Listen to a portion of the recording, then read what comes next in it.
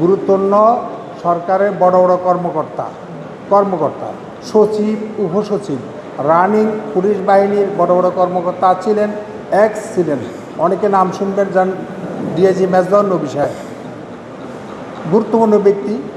এরপরে আমি ওই দিনে একটু হালকা বলছি, ডক্টর ইব্রাহিম সাহেব, আমাদের মিশর গৌরব, উনি এখনও রানিং ঢাকা ইউনিভার্সিটি উনি রাখিয়ে দিয়েছে কর্তৃপক্ষ, উনার ছাত্র মেশকাত একটা ইউনিভার্সিটির উনি ডিসি।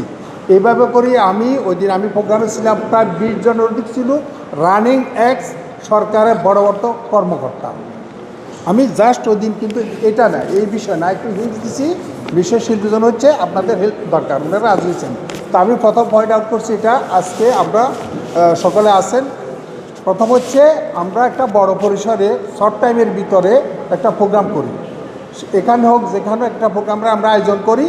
আমরা চেষ্টা করব, অনেক শিল্পপতি আছেন কিন্তু এখানে অনেক শিল্পপতি আছে, চট্টগ্রাম আছে, ঢাকা আছেন, অনেকে আছেন, তাদেরকে আমরা ইনভাইট করব।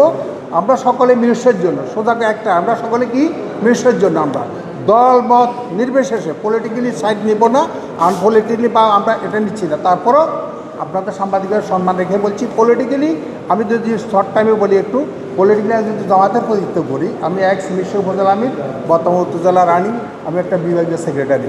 আমরা ইতিমধ্যে কিন্তু একটা মানববন্ধন করা হয়েছে, ওখানে বেডিবাস সহ কিছু বিষয় নিয়ে, এখানে সাংবাদিকরা ছিলেন।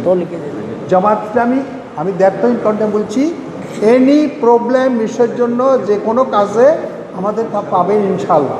আজকে আমাদের উপজেলা আমি যিনি আছেন রানিং, ওনাকে দাওয়াত হয়েছিল, যেহেতু উনি টিচার হওয়ার কারণে এই টাইমে আসতে পারেন নাই, আমার মাধ্যমে সালাম পৌঁছাইছেন। এবং আমরা এখানে যারা একমত, বিভিন্ন বিষয় নিয়ে উনি একমত পোষণ করছেন, শুক্রিয়া। আর বিশেষ করে